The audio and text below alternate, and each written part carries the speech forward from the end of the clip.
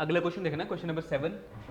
इसमें क्या बोल रहा है कि हमने सॉल्व करना है। सॉल्व का मतलब है एक्स और वाई की वैल्यू से निकालनी है। तो एक्स और वाई की तभी वैल्यू आएगी जब ये कंसिस्टेंट होगा। कंसिस्टेंट का मतलब नॉन सिंगुलर सोल्यूशन, और non singular determinant non zero. तो सबसे पहले डिटर्मिनेंट निकालते हैं।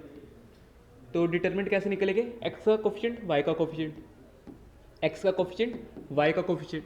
ठीक है, यहाँ पे आता है एक्स वाई और ये आएगा 4 और 5। ठीक है, तो सबसे पहले डिटर्मिनेंट ये किसकी फॉर्म में बन गया, ध्यान देखना, ये है एक्स, ये है ए, एक्स और बी।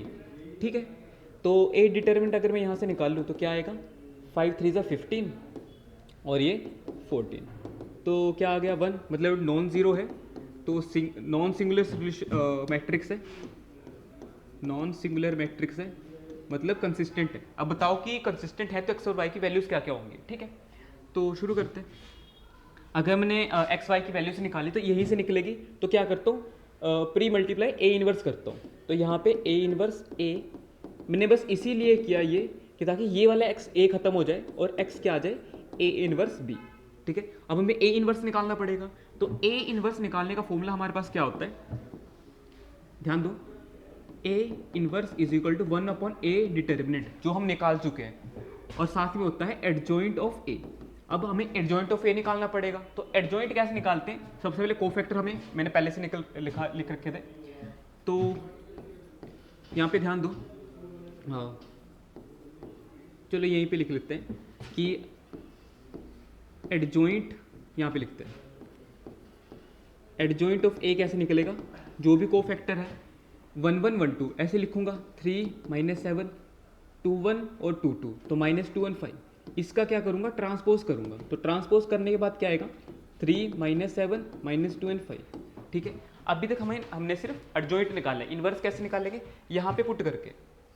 ठीक है, तो देखना इसको अगर मैं यहाँ पे पुट करूँ तो 1 डिटर्मिनेंट हमारा था 1, कहाँ गया ये 1।